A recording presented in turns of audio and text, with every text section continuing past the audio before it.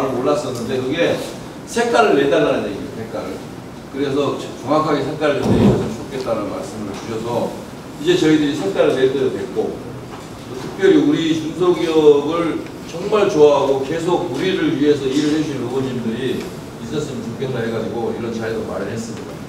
그래서 저희가 시작하기 전에 오늘 너무 감사합니다. 아침에 일찍 오셨는데 태풍도 온다 그러는데 아직 오기 전입니다. 그래서 상당히 뭔가 의미가 있는 것 같아서 너무 감사합니다. 저는 시설관리협동조합 이사장을 맡고 있는 이덕노라고 합니다. 우리 다 같이 함께 크게 환호하면서 박수 치고 의원님 환영하면서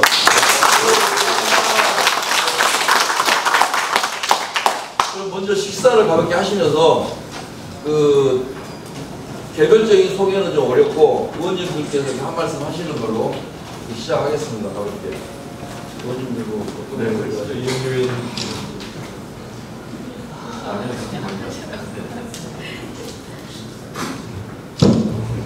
인사를 갑자기 하고 인사를 먼저 하시고 밥을 먹어요.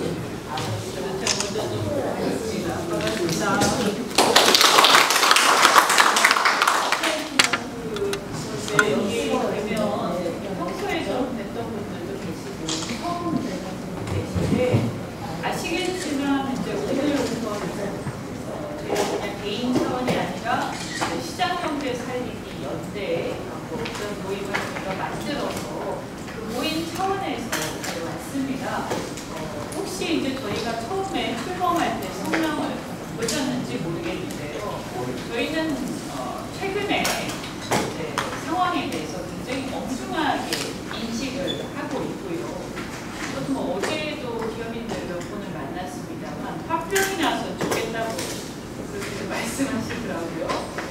저희도 사실 마찬가지예요. 되게 보면 우리 멤버들이 이렇게 우리 여기 윤상철 의원님도 계십니다만 관료로 경제 전문가로 이렇게 종사를 하셨거나 아니면 또 이렇게 우리 굉장히 내노라 하는 또 국제학계 또 출신이시거나 적어도 이렇게 저도 그렇지만 우리 정의석 의원님도 그렇고 또 이렇게 경제 실물 경제 분야에 오랫동안 또 종사를 해서 적어도 이제 나라 경제가 약간의 어떤 정책의 노선의 차이가 있을 수는 있지만 큰 틀에서는 우리가 이제 시장 경제를 지향하고 있다라고 한다면 그래도 큰 틀에서는 최소한 벗어나지 말아야 할 어떤 선이라는 게 있고 그것을 벗어났을 때는 구조적으로 큰 문제가 생긴다는 것을 우리가 본능적으로 알고 있는 분들이 대부분인데요.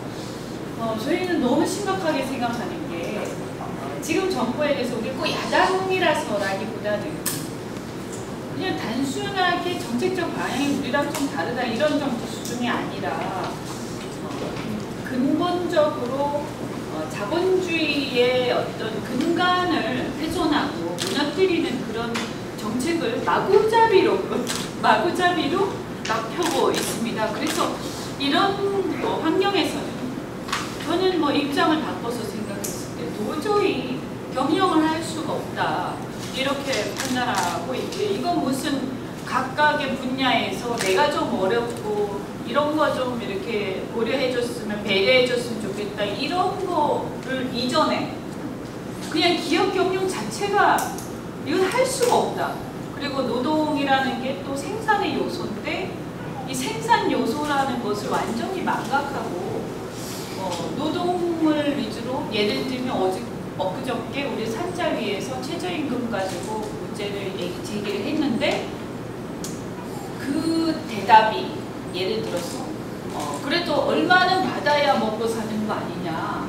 그러니까 이것은 임금이라는 게 노동의 가격이라는 것을 전혀 망각한 굉장히 국민들이 일반 서민들이야 모르니까 그렇게 얘기할 수 있지만 전문가가 그렇게 얘기한다는 것은 굉장히 충격적인 얘기죠. 그래서 임금을 주는데 줄 사람이 있고 근로계약이라는 게 서로 간에 계약을 맺는 것인데 줄 사람의 의사는 전혀 상관없이 받을 사람이 또 자기의 어떤 노동의 가치와 전혀 상관없이 나 이 정도 받아야 먹고 사니까 이 정도 내놔라 라는 거를 그런 것을 당연하게 생각하는 그 어떤 관료들이나 저쪽 지금 여당의 중요한 분들 직책에 계신 분들의 얘기를 듣고 저희 놀랐습니다.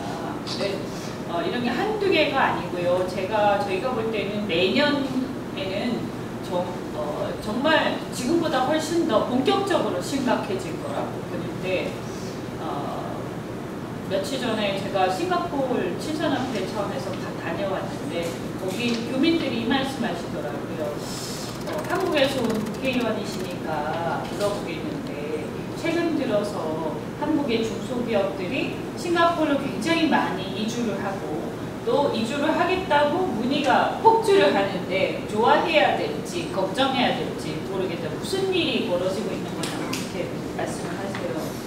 인력들도 굉장히 많이, 인재들도 이탈하고 있는 것 같고, 그게 내년 되면 더 본격화될 것 같습니다. 그래서 저희는 그래도 우리가 국회의원으로서 정치하는 입장에서 우리 나라 경제가 완전히 무너지고 회복하기 어려운 상태로 가는 것을 묵과할 수 없다고 생각을 해서 연대를 만들었고요. 또 그런 과정에서 특히 우리나라의 이 중소기업 굉장히 많은 일자리를 만들고 있는데, 중소기업이 잘 될 수 있는, 그리고 이것이 아주 공정하게 경쟁해서 기회가 많은 나라를 만들어야 한다고 생각을 합니다. 저희도 나름대로 열심히 저희 힘나는 데까 열심히 뛸 테니까 우리 여기 계신 사장님들도 힘내시고요. 그리고 또 저쪽이 반대편이라고 그렇지만 최근에 보면 아주 그냥 격렬하게 계급 혁명을 하고 있는 것 같은데, 저는 우리 푸티 부르주아지가 계급적 의식을 자각하지 않으면 다 몰락할 거라고 생각합니다. 그런 시대에 지금 와 있기 때문에 그것도 제발 자각을 좀 해주시면 좋겠다는 생각이 듭니다. 고맙습니다.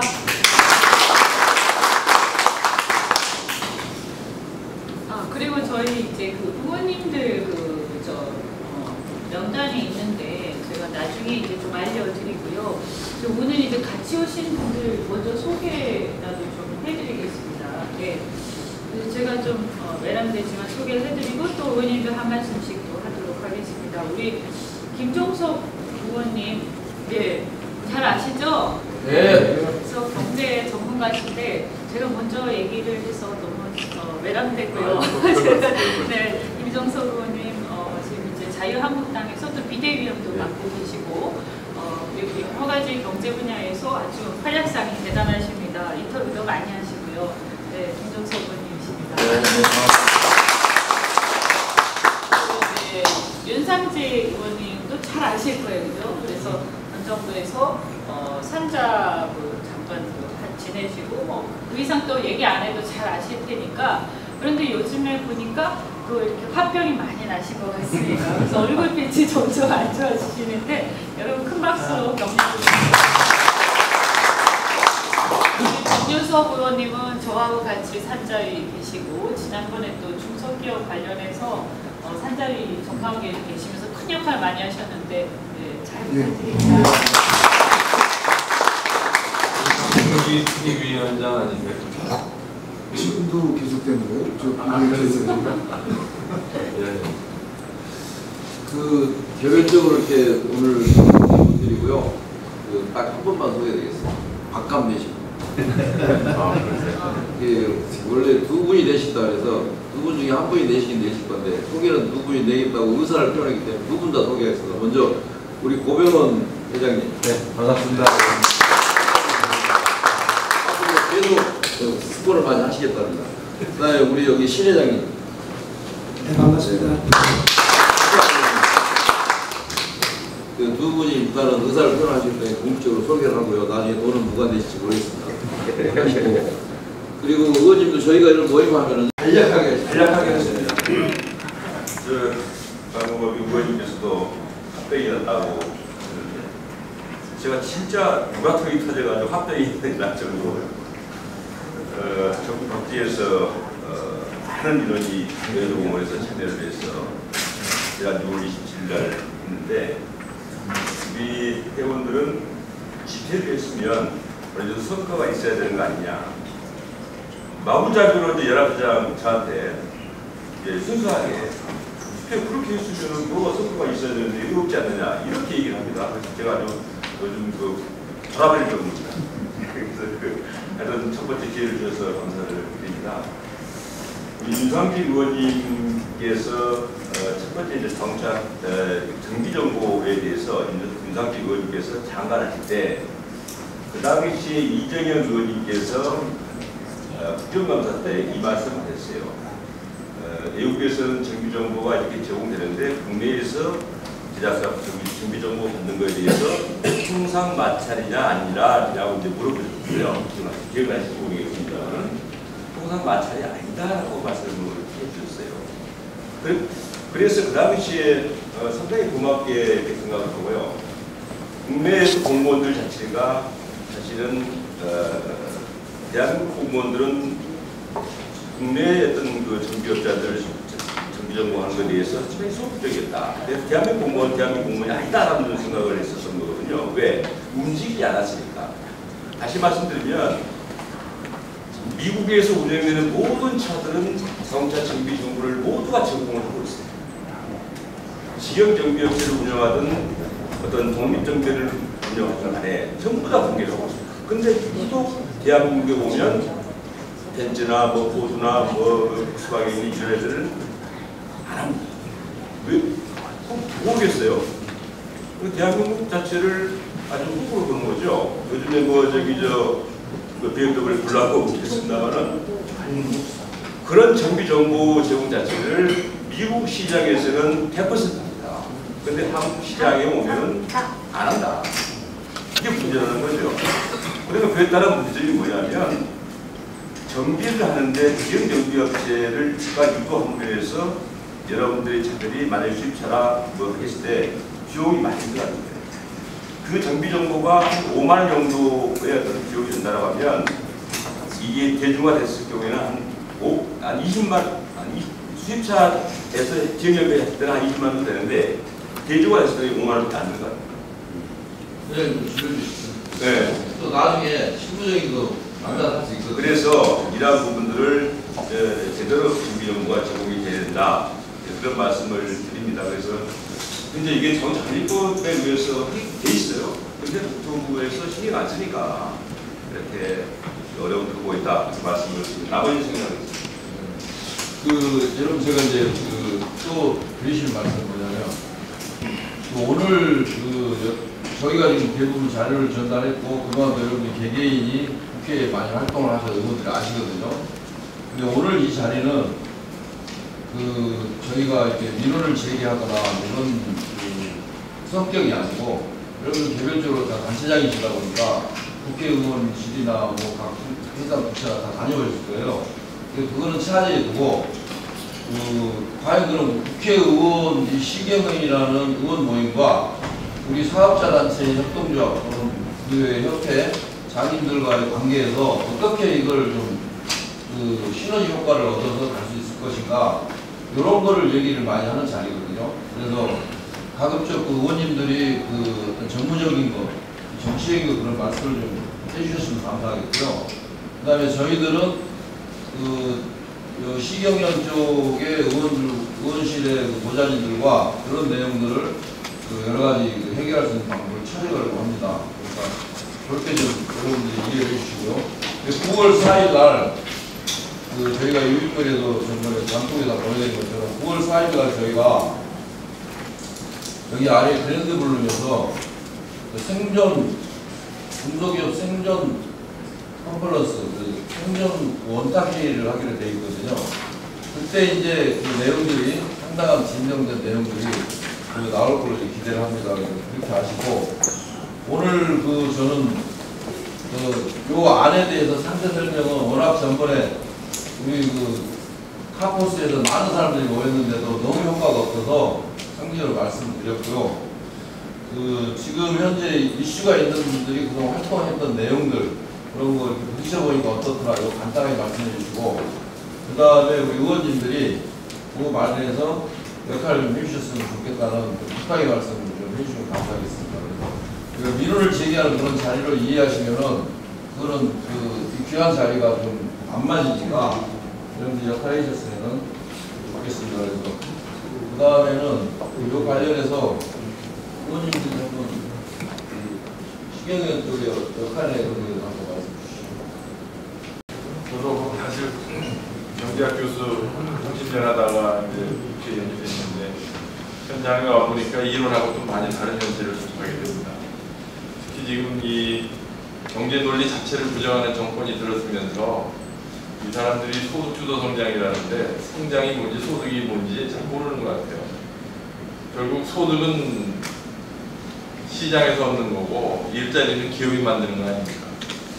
근데 이걸 그대로 부정하고 그래도 과거 정부는 대기업을 좀 중소기업하고 협력해라. 대기업을 규제해서 우리 사회를 이제 이끌어가려고 그랬는데 현 정부는 아예 고용주와 피고용주로 우리 사회를 나눠가지고 심지어는 편의점 주인조차도 고용주고 자본가다 이렇게 보는 사람들이에요. 오늘 여러분들의 오늘의 어려움이 바로 거기서 비롯된 겁니다. 현 정부가 보는 이 경제 현상 자체가 굉장히 시대착오적이고 왜곡되어 있습니다. 오죽하면 저희가 우리 모임 이름을 시장경제 살리기연대로 했겠습니까? 여러분들 고용 창출의 주체고 소득 창출의 주체인 여러분들이 잘 돼야 진짜 문자 그대로 소득주도 성장이 되는 겁니다. 근데 이 사람들은 지금 반대로 하고 있어요. 그래서 우리가 조금이라도 노력하지만 현 정부가 좀 제대로 현실을 직시하고 정말 국민들이 먹고 살기 좋게 편안하게 그리고 성장을 이룰 수 있도록 이끌고자 노력하는 가지고 힘을 모았습니다. 앞으로 계속 많이 관심 가져주시고 격려해 주시기 바랍니다. 열심히 하겠습니다. 고맙습니다.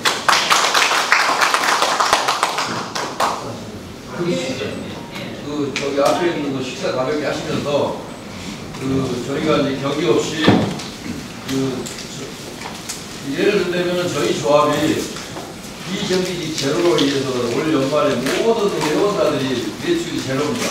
전부 문을 닫게 되거든요. 비정규직 제로니까 공공기관 일을 주로 했던 100억에서 한 200억 미만의 용역회사들은 제로가 돼서 완전 문 닫아야 되는데 제가 지금 만나봤더니 이렇습니다. 홍종학 장관은 공공기관에 자회사를 설립하기 위해서 걸림돌이 됐던 우리 중소기업 노동자 법상에 중소기업 간 경쟁 품목으로 지정이 되어 있는 정비업과 청소업을 장관이 되시자마자 장관 고시로 일단 성이 있을 때는 못했던 거를 그냥 쉽게 했어요. 문자 하나 내려서 그러다 보니까 모든 공공기관의 자회사를 자유롭게 설립할 수 있는 길을 열어줬습니다. 근데 그거를 너무 어려운 현실이 일어나는데 어디가 얘기할 데가 없는 거예요. 그래서 오늘 이렇게 제가 이런 경험을 했다라고 우리 이제 의원님이 시험분식 얘기잖아요. 말씀드리는 거예요. 그 의원님들이 기억하시면 제가 나중에 이제 보좌진한테 자료를 주면은 그 법을 바꾸는지 아니면 지금 현재 우리 운영하고 있는 중소기업과 경쟁품목에 대한 부분을 한번 살펴보시든지 이런 일이 진행이 되는 거죠. 먹고 왔어. 중소기업이 공공기관에 입찰을 보내면 그 지정을 받습니다. 품목을. 근데 경기업 법을 만들어주신 거에 대해서 굉장히 그 조문에 대해서 고맙게 생각을 하고 지금은 전부 원해입니다만 지금 네 분 의원님도 오셨는데 이건 저희도 의원님들 내 지역구만 앉아있는 네 분이 있습니다. 이미자변에 다섯인데 그래서 2분 정도는 지금 압력을 참석하게 했습니다. 그러니까 여기 계신 분들이 자기 의원, 자기 지역구 의원 압력을 넣으면 됩니다. 그때도 우리 지역구 통과시킬 때 한 분이 반대를 했어요. 그래서 내가 신문에 이건 안 고 반대 의원도 이 지역에다 바꾸겠다. 그러니까 그분도 이제 참석을 해서 나중에 이제 지역법을 표절해서 나가서 이제 나가는 바람에 통과가 됐는데 이제 먼저 이제 그런 작업이 있어야 될 것 같고요. 의원님들도 동료 의원들은 모여겠지만 우리 멤버들도 최소한 자기 지역구에 한 분 정도는 동참할 수 있고 압력을 넣어서라도 의견을 주시면 좋겠고요. 그 다음에 내가 여기서 얘기하는 거는 이현주 의원님 지난번에 결과적 평등을 설정했고 과정의 불평등을 심어나고 굉장히 결과이 나서 개인적인 우리 민원은 안 있겠지만 하나는 뭐냐면 우리 지역에 보면 공무원들이 소상공인 시장에 너무 많이 들어가 있고요. 잘 조사해보세요. 제가 청와대 무지많은 거리에 있어요. 카페, 카페 가장 많고요. 저희 화원업종도 안산에 과장급들이 5명 있습니다. 그러니까 이것은 고용 창출이 게 아니고 미래에 대한 불안이 있다 보니까 자기 배우자로 하여금 소상공인 시장에 공무원이 너무 많이 있다. 모르셨어요? 그분들은요, 대출, 수능은 자영업자 대출 하고요. 자영업자들은 돈들이 낮아서 얼마 받지 못하지만 그분들 대출 몰고 와서 뭐 1억 이상씩 대출하는 겁니다. 왜? 제한이 없기 때문에. 이 자영업자의 수상공인 대출에 사업자 등록하는 카페 내도 그 사람이 내가 100억을 가진 사람이라도 공무원이 배우자를 하더라도 다 사업자 등록 낼 수 있어요. 그리고 대출 다 신용등록 받을 수 있다고 합니다. 제가 예전부터 얘기해도 그런 거 조사가 안 해놓은 거예요. 의원님도 한번 잘 생각해보소. 한번 히트 한번 치세요. 네, 그러시죠. 전국에 우리가 다 조사할 수 있습니다. 자료 나중에 주십시오. 꼭 자료. 공무원들이 자기 마누라 시켜가지고 꽃집터 차리고 카페 차리고 뭐 무슨 이거저거 하고 뭐 좌파들이 다 나오고 뭔지 좀 세상에 참 그런다는 얘기입니다. 그래서 저희 그 한번 보고 참조해 주시고요. 그 다음에 또 2016년 1월달에 만들었습니다. 이 이야기를 들으면 3년 된 것도 있고 한 10년 된 것도 있어요. 너무 그래도 한 10년 이상 된 것 같은데 참 지금까지 100일이 안 되네요. 근데 다 여기 보면 하나는 파세 문제가 있고 또 하나는 크게 있는 것 같습니다. 그래서 이제 이익 아마 이게 종합정비업자와 다른 게 있는데 그런 부분이 있어서 중기르게 하는 모양인데 현실에서 이제 이 정보 제공하는 문제로 그래서 이제 그 종합정비업체뿐 아니라 제조업체들이 우려하는 부분을 일단 해결할 수 있는 대안을 만들어준다고 하면 맹물이 쓰고 오후를 좀 이길 수 있다. 이제 개별이 보니까 적어도 의원들 이상의 힘이 필요한 그런 과제가 있고 여기 대해서는 옛날부터 문제식 가르쳤기 때문에 제가 뭐 소소적인 저항입니다. 뭐 힘이 되어 있습니다. 저는 경제 분야에서 34년 근무했는데 정말 나는 이 정부의 경제 정책의 운영에 대해서는 손발 다 들겠습니다. 정말 어떻게 정부가 시장에서 문제가 생기면 시장의 실패가 그러죠. 그거를 정부가 조금씩 완화시켜가면서 시장 경제가 잘 작동될 수 있도록 해주면 정부 일 잘하는 겁니다. 근데 자기가 문제를 만들어 놓고 그 문제를 해결하려고 온갖 것을 다 쓰세요. 경제라는 게 얘기도 이미 또 보이잖아요. 이해관계자들이 서로 간에 자기 이익을 극대화를 위해서 서로 다투다 보니까 문제가 풀릴 수 있잖아요. 이런 부분들은 시간이 지나가면 해결될 부분도 있고 시간이 지나가면 해결 안 될 부분도 있고 안 되는 부분에서 정부가 적극 나서는데 진하게는 나서고 있다는 거죠. 그럼 결국은 시장 작동을 원활하게 하는 게 아니라 시장을 망쳐버립니다. 지금 어저께 그 소상공인 자영업자 대책 발표했는데 완전히 이게 백화점이잖아요. 정부가 이제 뭐 어디까지 지금 개입을 해야 됩니까? 카드사는 카드사대로 못 살겠다. 뭐 건물주도 마찬가지고 모두가 다 불만입니다. 그러면 지금 소상공인들 행복하십니까? 행복하지도 않잖아요. 모두가 행복하지 않는 겁니다. 이 정부라는 게 국민의 안전과 행복 이게 기본인데 생명과 재산 보호하는 방 행복하지 않는 세상을 만들고 있어요. 그래서 우리 의원들이 시장을 좀 살리자 이 이야기는 정부가 막 얘기해봐야 결국은 덧난데 또 덧나고 또 덧난다. 정부는 시장의 실패만 찾아서 아주 핀포인트로 최소한으로 개입을 하고 시장에서 작동이 시장 원리가 작동되면은 시간만 지나면 좀 해결된다는 그런 취지를 가지고 있습니다. 그러면은 제가 요즘 그냥 아까 우리 이현주 의원께서 그냥 아주 그냥 얼굴이 똥강이라는 말씀을 하시는데 저 정말 그렇습니다. 아니 말이지 전기만 하더라도 말이죠. 노무현 정부 때 전력 수요에 잘못해가지고 전기까지 이렇게 놓고 나서 그거 해결하고 나서 이제 조금 전력 설비 합병해놨더만 이제 전력 설비 남으니까 원전 없었겠어요. 원전 없으면은 그거나 전기요금 올라갑니다. 전기요금 올라가면은 또 직접적으로 자격받는 게 우리 소상공인들이에요. 그래서 오늘 뭐 주신 거는 또 익히 이 고민들이 아직 해결 안 됐구나 하는 것에 생각을 하고 우리 의원님들하고 한번 합쳐서 해결할 수 있는 게 있어야 되겠습니다. 근데 다만 상대가 이익에 대한 갈등이 있거든요. 그런 부분에서 건설적인 대안을 자꾸 만들어주겠다. 4, 5년, 4년, 5년, 6년 해결 안 된 문제가 하나쯤 해결할 수 없을 거다. 그러면은 적극적으로 상대방의 이익 가지고 소속할 수 있는 그런 대안을 만들어주면은 또 그게 바로 시장경제입니다. 다른 게 시장경제라고. 예. 열심히 하겠습니다. 예. 매번 의원님 또 이런 자리에 참석해 주셔서 감사드리고요. 예. 저는 우리 생활에서 나오는 플라스틱 쪽이나 생활 폐기물 쪽에 저희 단체가 한 54개 단체 됩니다.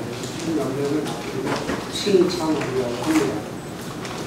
딴 건 아니고 저희들이 지금 저희들 업체가 한 13,000개도 되고 민원은 깔린 식으로 한 100만 정도 될 겁니다.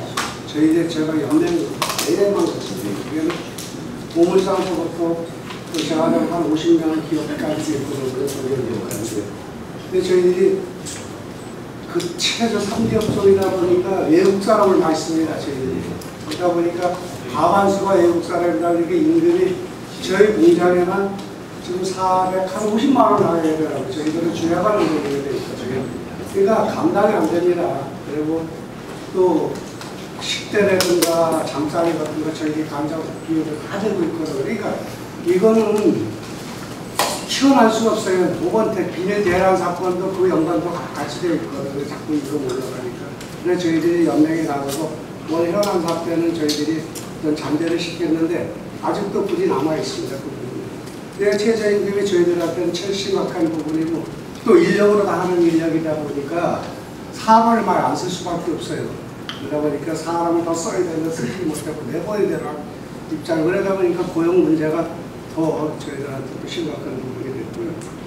그리고 또 우리 의원님이 의제대의 관계 때문에 저희들이 패트 생활에 이런 패트 하나를 가져가는데 세 군데서 1원을 걷습니다. 이게 불려요.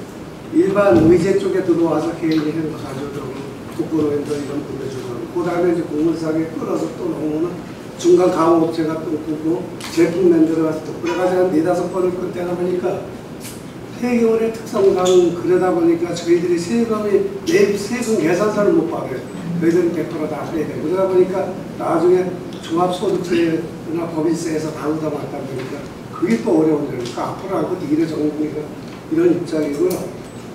그래서 생활 폐기물은 국민의 실생활과 관련돼 있어요. 우리 유관님이나 여러분들 다 관련돼 있거든요. 그래서 우선 처리에 대해서 환경 문제도 심각하고 또 거기에 물질자료 그동안 현 정부가 들어와서는 고용 관련한 다시 물질 정원에 좀 등한시한 거 사실입니다. 그런데 생활의 폐기물 고용 관련도 RTF라는 제도가 사실 이 노무현 정부에서부터 시작되어 왔을 거예요. 아마. 그거 해서 대처를 소각이나 내립보다 대처를 써야 되는 불구하고 그게 지금 사상이 됐어요. 그리고 이제 그게 이제 SRF라는 제도가 약간 산업 폐기물하고 생활 폐기물하고 같이 뭉치는 바람에 저질이 됐습니다. 그 원료 자체가.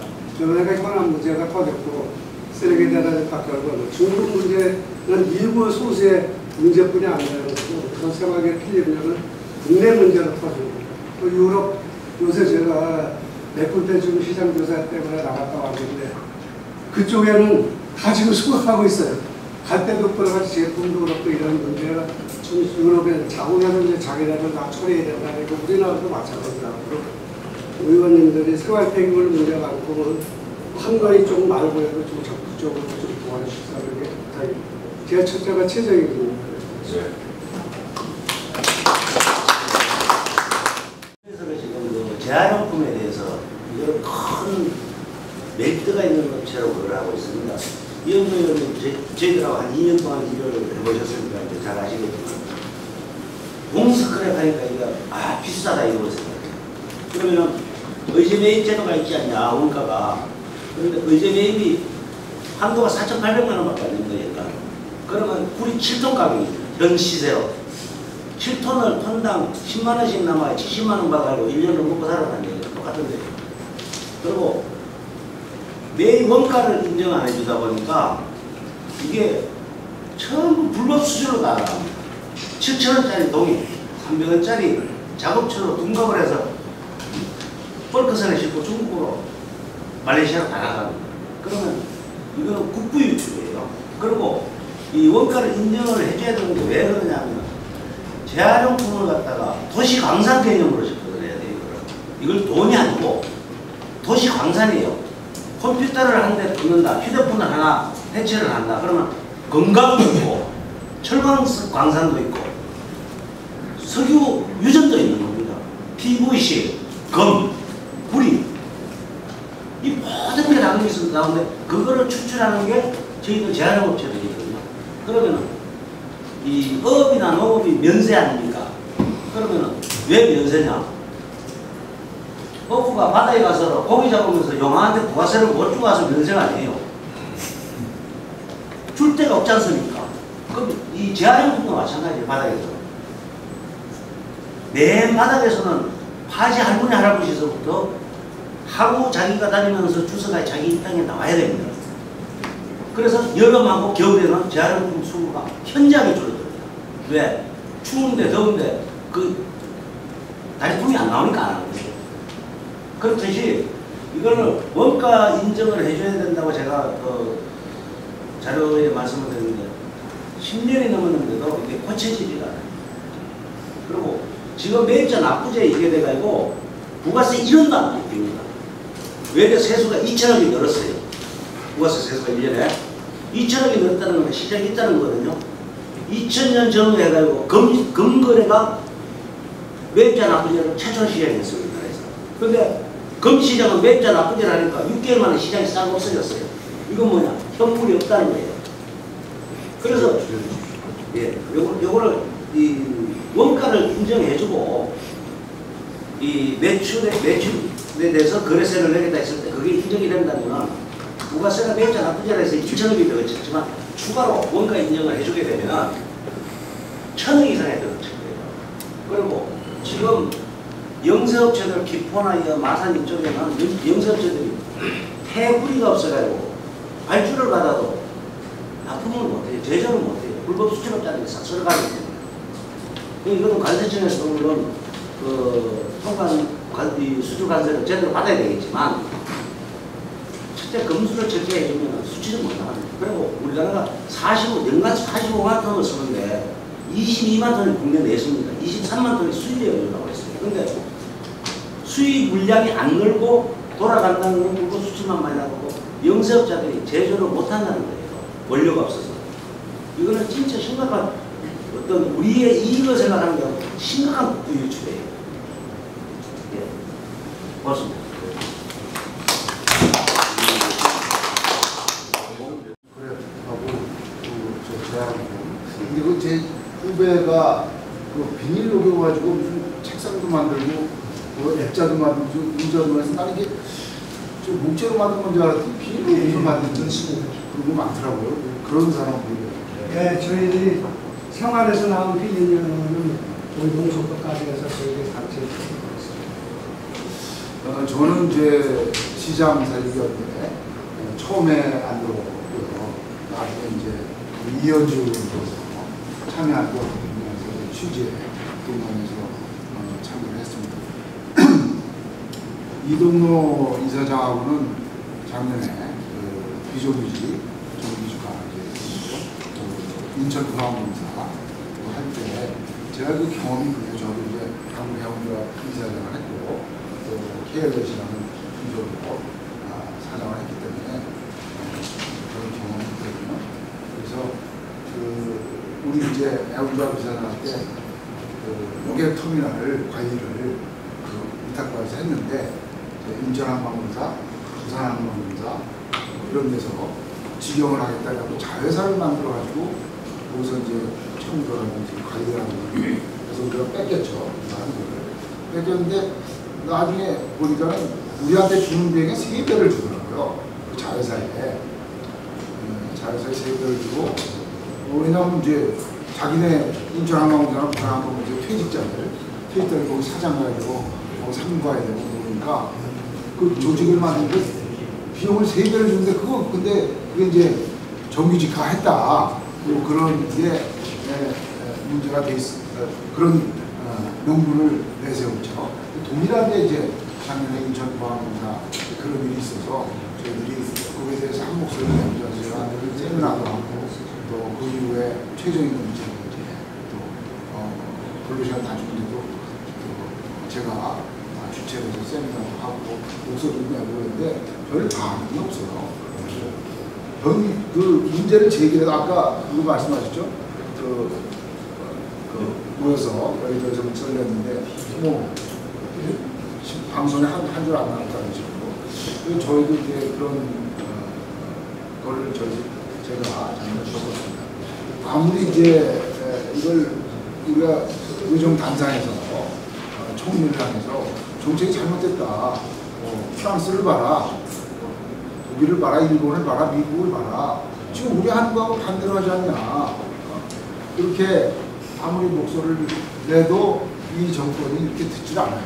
이게 좀 세력화돼야 되겠다는 생각을 하고 있었고 개개의원이 떠들고가 좀 이렇게 여러 의원들 해가지고 목소리를 내면 그게 또 법안에 반영되고 정책에 반영이 돼서 현상이 바뀔 수 있지 않겠느냐 그렇게 생각을 합니다. 그래서 제가 동참을 했고요. 제가 이제 좀 전에 그 김종석 의원님께서 저희 당 중소기업 의원장 아니냐는데 저는 이제 비상대책위원회 출범이 끝난 줄 알았어요. 근데 계속하고 여러분들하고 소통하면서 우리 경련하고 있는 이런 문제점에 대해서 우리가 해소할 수 있는 수단이 있다면 최선을 다하겠다는 말씀 드리겠습니다. 네, 감사합니다.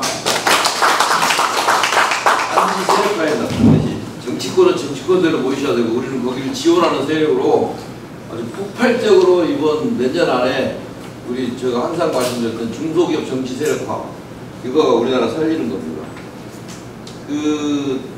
저는 개인적으로 저희 그 건물 관리하는 데서 청소하는 아주머니 이런 분들이 폐지 같은 수고를 많이 하는데 그 분들한테 주민등록이나 뭐 신문 이런 게 있어야 지금 말하는 의제 매입이나 이런 기초가 되는데 이분들이 만약에 그걸 공개해서 다음 몇십만 원 수익이 생기는 순간 뭐가 안 나오냐면은 국가로부터 주는 여러 가지 혜택이 안 돼 버립니다.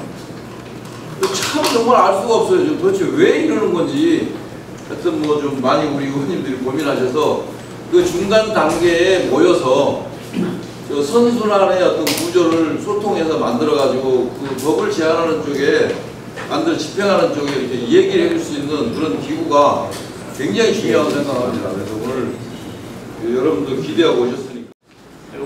저는 한국 LED 플라즈마 조명조합 이사장 김양모입니다. 오늘 한국에 쏠리기란 태풍이 불어온다 하지만 진정한 태풍은 오늘 이곳에서 일어난다고 생각합니다. 지적으로. 비바람 치고 무너뜨리는 태풍이 아니라 서민과 중소기업을 살리는 온기를 불어주는 태풍이 이곳에서 일어난다고 생각합니다. 바쁜 시간 내셨기 때문에 제가 요 근래 같은 업종을 하고는 어느 지인이부터 들었던 얘기를 한 가지 드리겠습니다. 그분 이제 얼마 전에 중국을 출장을 갔다 왔는데요. 저희로 얘기하자면 이제 광주 여수도 못 미치는 순천 정도의 어느 도시인 중국의 시를 방문했는데 그 시의 그 어떤 공단을 형성하고 있는 그 업체들 모임에서는 일주일에 한 번씩 모임을 합니다. 그때 모임할 때는 정부 관료자 내지는 뭐 당간부들 참석하고 금융기관에 있는 사람들이 뭐 같이 회의를 하다가 나름대로 어떤 그 여러 현안 문제를 해결하는데 얼마 전에 어느 기업체가 대출을 받아갔는데 상당히 사업자가 어려워졌습니다. 그거는 이제 불량이 나가지고 신제품 어떤 신개발 기술을 적용을 했는데 불량이 나가지고 그 회사가 굉장히 어려우는 거예요.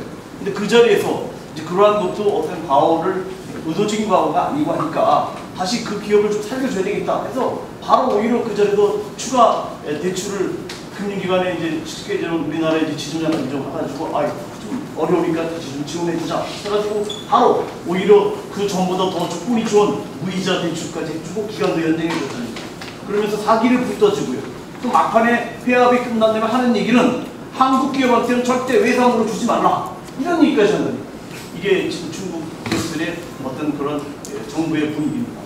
이제 그런 거 반면에 저희 기업 중소기업 사장님들 과연 지금 돈 법니까? 다 적자입니다. 그 자기 자식들 아이들한테 그래도 나름대로 그 청춘을 바친 이 기업을 물려주고 싶은데 우리 기업의 사장님들의 자식들은 그 기업을 물려받았습니까? 다들 그만둬요. 10%도 안 될 겁니다. 이런 기업을 갖고 있는데 중소기업에 오려고 하는 과연 우리 청년들이 있습니까? 그러니까 중소기업 사장님들 사실은 사람이 필요가 하는데 사람이 부족한 상황도 빚어지고 있습니다. 그래서 그런 정체적인 차원에서의 의원님들도 생각을 좀 해봐 주시고 있고 좀 이제 진행 발언을 하자면 저희 이러한 모임이 일시적이고 나름대로 그 정당적인 어떤 모임이 아니라 앞으로는 좀 더 장기적이고 초정당적인 그런 모임이 좀 됐으면 좋겠고요. 서민과 중소기업이 사랑받는 한테 사랑받는 함께 어떤 성과를 나눌 수 있는 그런 모임으로 버티길 바랍니다. 그리고 저희 그 회원들은 먼저 우선 협의하고 집중해서 나름대로 우리가 어떤 안건을 가장 긴급하고 중요한 것인가를 갖다가 만들어서 그걸 또 위원님들한테 건의하고 위원님들 이걸 또 하나의 국가 정책적으로 입안하시고 또 힘을 실어줄 수 있는 이런 건설적인 모임이 되기를 바랍니다. 고맙습니다. 나동경 전시장치산업동조합에 저희 같은 경우는 법이 폐지가 일부가 돼가지고 굉장히 부충을 많이 하고 있습니다. 그 시기가 2008년 9월에 전시산업발전법이 제정이 됐는데 2015년 2월 3일자에 전시사업자 제도가 아예 폐지가 되었습니다. 전시산업발전법에서 당시에 전시사업자로 등록되어 있는 전시장치 부분만 980개 되었습니다. 근데 지금 현재 남아있는 데서 한 200여 뚫어버렸습니다.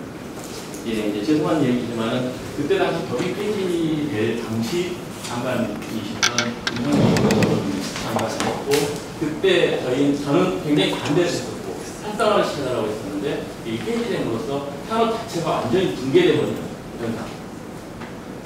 그리고 또 한 가지는 그걸로 인해서 또 이게 전시산업발전법 자체가 모 기관의 내산 확보하는 수단으로 전락되어 있는 그런 형태입니다.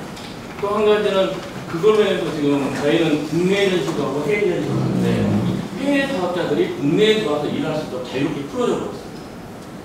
그리고 또 국내의 각 공공기관들이 발주하는 물량의 약 20에서 30%가 해외에 직발주를 줘버립니다.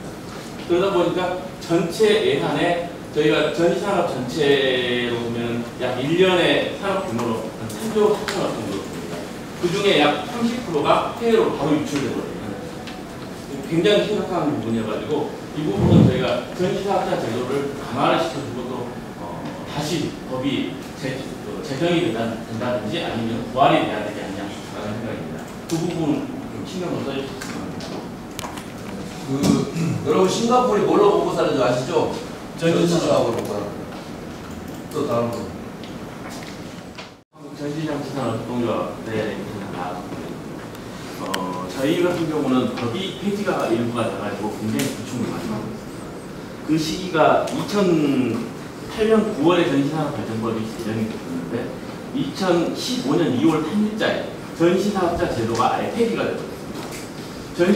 전시산업발전법에서 당시에 전시사업자로 등록되어 있는 전시장치 부분만 980개 되었습니다. 근데 지금 현재 남아있는 데서 한 200여 뚫어버렸습니다.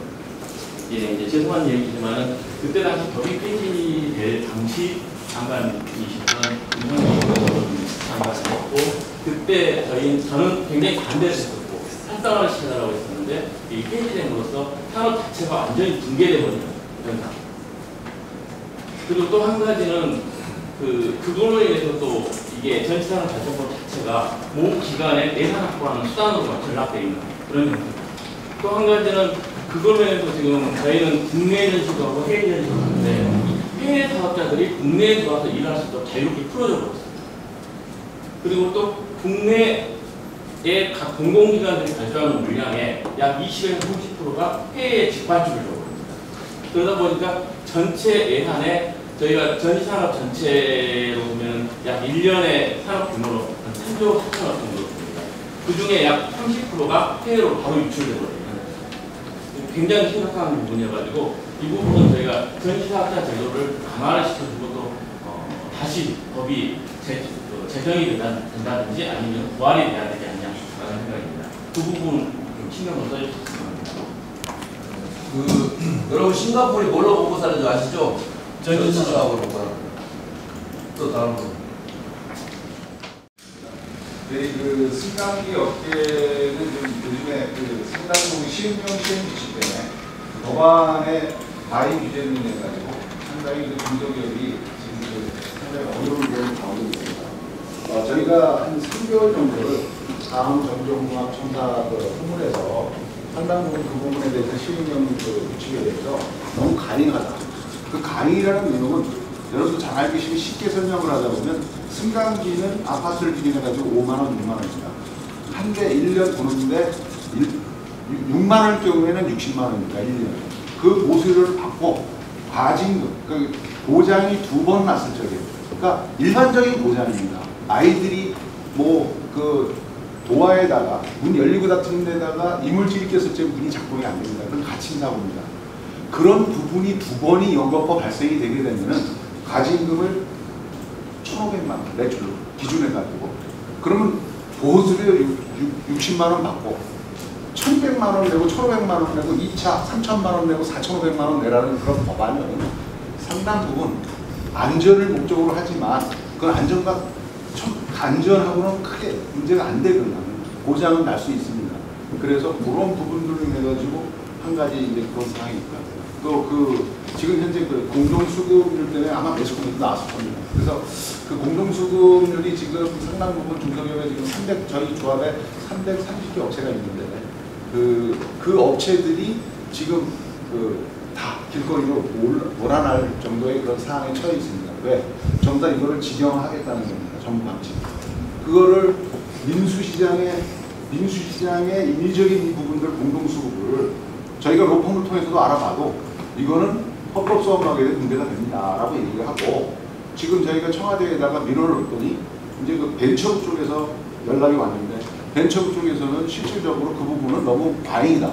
그건 행안부에서 너무 과잉으로 하고 있다. 이렇게도 얘기를 받았는데 하여튼 제가 아까 정미석 의원님께서 좀 전에 말씀하셨고 여러 가지 의원님들도 말씀하셨지만 참 이 정상적으로 어려운 게 뭐냐면은 매스컴에서 한 2주 전에 계속 때렸습니다. 저희가 집회를 계속 하다 보니까 때렸는데 그 부분이 뭐냐면 2년 전 사건, 2년 전 사건, 그것도 일부 몰직한 업체 한두 명의 그런 사건을 2년 전 사건을 요번에 이슈화해가지고 계획 보도를 해서 전체 시장이 다 그런 것처럼 몰아버리면서 업계를 압력을 가하는데 참 제가 잠을 못 자겠습니다. 저도 이사장 지금 취임한 지 3개월 됐는데요. 시달려서 잠을 못 잘 정도로 지금 다 길거리에 내앉아가지고 그 사업하시는 분들이 다 힘들다고 아우성치는데 참 하루하루가 요즘에는 살기가 너무 퍽퍽합니다. 그래서 하여튼 의원님들하고 참 이렇게 같은 현안을 같이 고민하는 의원님들하고 또 이렇게 우리 같은 동료들하고 우리 조합 이사장님들하고 함께 차근차근 이 부분들을 같이 동참해서 풀어나갔으면 좋지 않겠나 이런 생각이 직접 하겠다는 이 부분은 직접이 아니라 간단하게 그리고 정리가 되겠습니다. 저는 이제 게임 조합을 제가 38년 전에 게임 창업을 했는데 4천 사람의 핵심인데 받아야기 때문에 이게 좀 거니까 저희가 입법할 때 굉장히 힘들었어요. 근데 지금 법을 만들어 놓은 것도 지키지 않는 나라가 대한민국입니다. 우리가 이 모임을 만든 거는 우리가 아무리 데모를 하고 떠든다고 신문에 낼 수가 없습니다. 결국은 의원님들이 목소리를 내주셔야 되는 거고 우리가 입법할 때도 의원님실 가보고는 이제 보좌관들이 몇 분 계신데 일을 다 못해요. 그러니까 아까 우리 동로 주심위원장님이 좋은 말씀하셨는데 우리가 의원님들한테 힘을 실어드려야 보좌관들이 이루어질 수 있습니다. 그러니까 그 보좌관들하고 우리 오늘 모이시는 대로 네트워크를 해갖고 직원들이 보좌관들하고 우리의 거래사항, 애로사항을 의원들한테 놓아드리고 우리는 아까 말했듯이 정당을 만들어내면 중소기업당을 20인 이상 만들어서 조직단체를 만들게 되면은 진짜 중앙에도 필요 없고 대한민국도 필요 없습니다. 근데 지금은 대한 의원님들하고 같이 가지 않으면 살지 못하는 나라가 됐으니까 우리 여기 오신 분들이랑 또 9월 4일 날 많은 분들을 참석하시고 다만 10만 원이라도 보험금을 내서 보좌관을 많이 둬서 전적으로 우리 기정열기연대를 살려나가는 그런 모임이 됐으면 더 많은 의원들이 참석할 것 같습니다. 9월 4일 날은 500명 이상 참석하게 해주셔서 감사합니다. 꿈입니다. 평생에 한 20명 이상 만들었으면 좋겠어요. 이게 꿈입니다. 그러니까 말씀 주십시오. 말씀드릴게요. 네. 저 지역구에 기장이거든요. 기장의 원전이 있습니다. 왜 고생은 이렇게 표는 다른 데 주고 이름이 있잖아요. 지역구 국회의원 시키는 게. 이 배신감 느끼도 꼭 느끼는 아닌가요? 제가 이제 선거를 치렀는데 우리의 한빛 사택이라고 있어요. 한수원 지구촌. 네, 맞습니다. 네. 거기는 투표율이 딱 나와요. 딱 나옵니다. 이번에 정말 배신감을 느꼈던 게 신고리 오륙곡이 있잖아요. 네. 우리 울쭉이나 발에 피거든요. 그거가 이제 건설 중단에 재개하라고 저도 총대 메고 KBS 방송, 지역, 언론들 다 해서 어쨌든 나름대로 기회를 했는데 이번에 지방선거 보니까 또 다르더라고. 대선 보니까 다르더라고. 그래서 가기가 싫어요. 아니 그 두 사람들이 문재인 대통령 뽑았으면은 문재인 대통령 가서 재개하라고 해야 될 건데 거기는 아무 못하고 내한테 와가지고 그래서 저는 이야기했어요. 내가 당선돼야 돼. 그 장관이 있을지는 모르겠지만 지금 나 정치인이다. 정치인은 표를 붙고 사는데 표 따로 인원 따로 가기는 아니잖아요. 그 이야기를 했는데 맞습니다. 우리 이사님 말씀처럼 정치인들이 표를 붙고 살기 때문에 적극적으로 같이 보내주시고 지원해 주시고 하면은 그게 바로 정치 세력화 되는 것이고 직접 정치를 하시는 어려운 부분이 있잖아요. 그래서 대일치라는 좋은 말씀 감사합니다. 그리고 아까 개별적으로 문제 제기하신 거 있잖아요. 그거를 이제 이동로 이사장님 통해서 정리해서 주시면 저희가 정부에 지속적으로 문제 제기를 할 겁니다. 아마 개별 조합에서 제기하는 것보다는 저희가 지속적으로 문제 제기해서 해결됐냐 어쨌냐 보고해라 하는 게 훨씬 해결이 빠를 거예요. 그러니까 그런 각 세부적인 현안들이나 그런 거 있으면 언제든지 주시면 저희들이 정부에 촉구하고 장관하면 어떡할 거냐 하는 그런 식의 노력은 계속할 테니까 제기를 해주세요. 저희들이 몰라서 얘기를 못하는지 아니면 끝까지 물고 들어가십니다. 끝까지 물고 늘어지신다는 데에서 정말 박수를 한번 해주세요.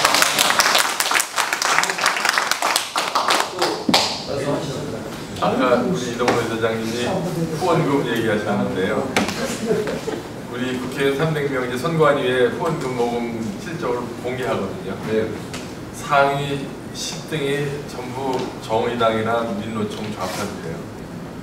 제가 비교적 그래도 친기업 의원으로 알려져 있는데요. 제가 290등입니다. 이게 우리의 현실이에요. 그러니까 그렇다고 뭐 제가 모자라서 힘들다는 건 아닌데요. 저 비례의원이라 여기 의원님들보다 용도는 적지만 제가 지금 8월인데 후원금 가지고 이제 그 세미나나 토론회나 자료 만들고 전문가들 간담회하는 비용이 다 떨어졌어요. 국회에서 준 게. 이제 후원금으로 나가야 되는데 그래서 제가 지금 요새 답답함을 느낍니다. 그렇다고 뭐 제가 어렵다는 건 아니지만 아까 말씀드린 대로 현실이 오히려 이 민노총이나 노조의 지지를 받는 사람들이 후원금 순위는 국회 300명 중에 상위 10% 20% 다 들어가 있다. 심상정 이런 사람들이 다 상위에 들어가 있는 거 신문 뒤집어 보시면 금방 나옵니다. 이게 현실이라는 점만 말씀드립니다. 여러분 그게 조직입니다, 조직. 그리고 애들 말로 이거 쪽팔려서 사시겠어요?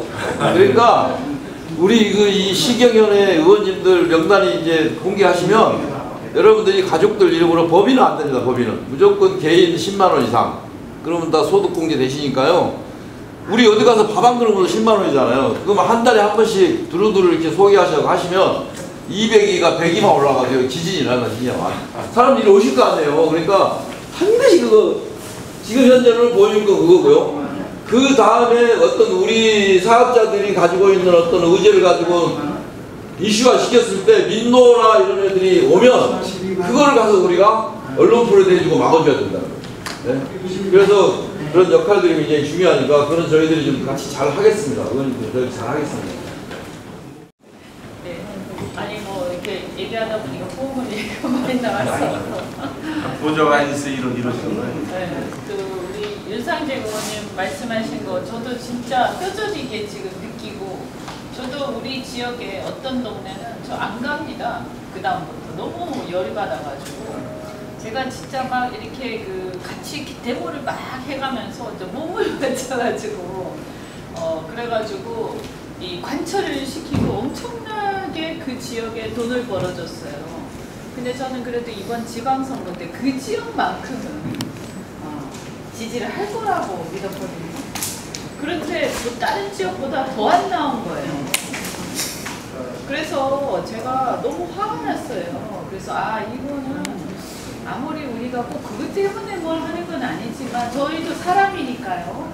네? 그리고 기본적으로 이렇게 완전히 사기당한 느낌이 딱 드는 거예요. 나는 진정성을 가지고 열심히 했는데 완전히 당했다. 이런 생각이 들어서 요즘에는 막 이렇게 가기도 싫고 솔직히 또 어떻게 보면 내가 뭐 무슨 맺지 못하면 뭐 먹고 사나 이렇게까지 비굴하게 말이지 무슨 거지도 아니고 내가 정말 진정성 가지고 열심히 했는데 이게 뭐냐 최소한의 미안은 좀 돼야 될 텐데 그것도 안 되니까요.